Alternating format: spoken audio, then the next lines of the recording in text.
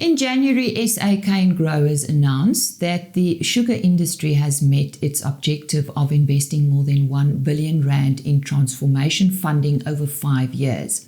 The industry has endured several crises over the past 5 years, and the funding was instrumental in sustaining the livelihoods of more than 21,000 small-scale growers and their workers. I spoke to the CEO of the SA Canegrowers, Dr. Thomas Funke, last week. Thomas, where does the funding come from, and was it tough to get funding through these crises for the past 5 years? Yeah, the transformation funding is an industry initiative, so it's funded by the commercial farmers, some of the small-scale farmers also, they get their portion back, and then also from the sugar millers. So as an industry, we put ourselves together, it was back in 2018, and we decided to fund 1 billion rand and channel 1 billion rand over 5 years to the small-scale black farmers in our industry. They are foundational to our industry, and for us, it's very important to ensure that they stay in business and become sustainable. So part of this initiative was to ensure that funding goes to them. They get a bit of a premium price over the normal sugarcane price. And then we had a whole bunch of other interventions also as part of this money.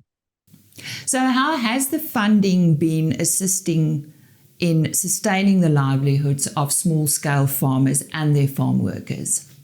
So very important to understand that our small-scale farmers farm on very small plots, something like half a hectare and up to about 5 hectares.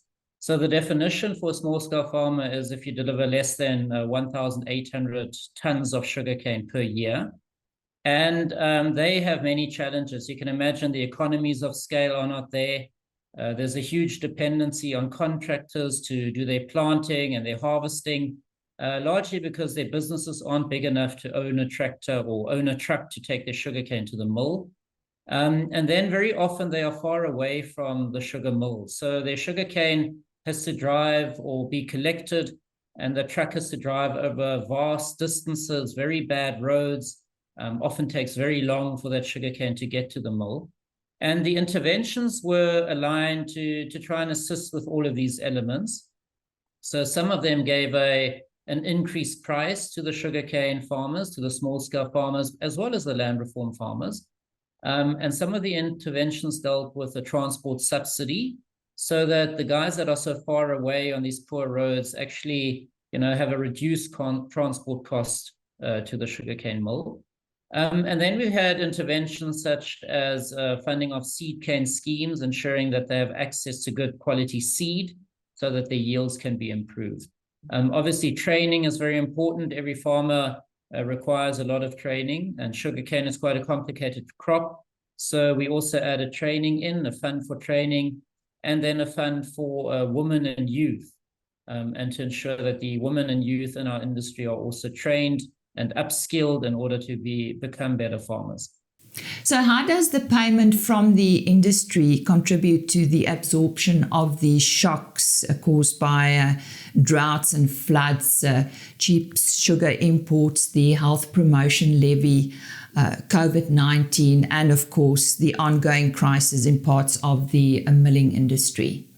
Yeah, that's a difficult question to answer. We try to ensure that the fund is big enough. So the 1 billion rand was split over 5 years, which was approximately 200 million rand per year, to absorb some of these shocks. The higher price definitely assisted. But obviously, if you're a cane farm and you don't deliver your sugar cane, you also don't get an intervention. So it was linked to you being in sugarcane production and actually delivering sugarcane to the mill. In terms of interventions and other shocks, weather-related, we are fortunate enough to receive a little bit of support from government, especially for our small-scale farmers to re-establish their sugarcane. So some of that money went towards planting sugarcane on the fields that were washed away. And then during the unrest that we had in 2021, there were also 130,000 tons of sugarcane lost, burnt in the arson. And again, there we were fortunate enough to receive a little bit of an intervention from government to take some of that pain away. But things like the HPL, the sugar tax, are still there. We lost that market share. The likes of Coca-Cola and Pepsi, the soft drink producers, reformulated, so they bought less sugar, which meant we had to export more sugar, and that impact will be with us forever. Last year, government gave us a bit of a reprieve. They said, well, you've got 2 years to diversify, and we're working very hard on diversification strategies. So hopefully that will come forward in this year. But again, if that sugar tax or the HPL is increased or expanded, that will hurt us again. So yeah, we're working towards that deadline, and hopefully we can get something right by then. Talk to us about the sugarcane value chain master plan. Yeah, so the first phase of this master plan, the first 3 years, came to an end last year in March. And I think it was quite successful from an industry perspective.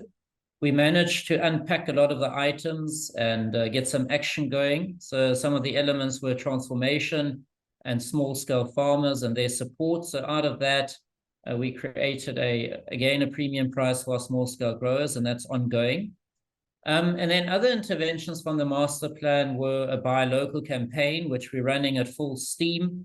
And it's also proven to have educated the consumer that South African sugar and buying South African sugar is their responsibility. And we're very grateful for the support that we've received from the customers.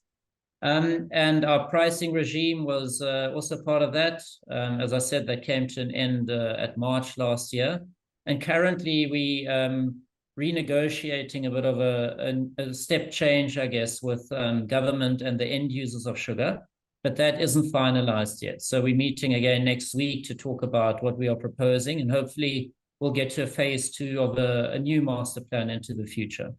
The last element was then obviously diversification. And as I said, we're working hard to try and come to a solution on alternative products from sugarcane. But that's, again, work in progress, and we're aiming to conclude that by 1st of April this year. Thomas, what will the industry be doing to combat the sugar tax as Parliament reopens? Yeah, that's ongoing for us.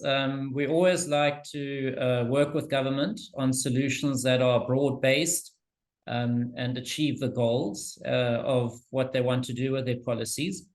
And to us, that is tackling obesity in its entirety and not necessarily singling out one product that to us, has an impact on massive job losses in rural KZN and in Mpumalanga. And at the same time, it doesn't achieve the goal of what the policy set out to be. So we're working with government in that regard. Again, Minister Godongwana is going to have his budget speech next week. And we hopefully expecting that there won't be an announcement on the HPL. But important for us is to be ready. So we're going to work with them and obviously with the media. But at the same time, it's our responsibility to come up with alternatives. And that's what we're doing in the background. And we'll hopefully be able to present that in early April to government and say, this is an alternative. This is how we propose going forward. And then we can agree on how the sugar tax is implemented. And that was the CEO of the SA Canegrowers, Dr. Thomas Funke.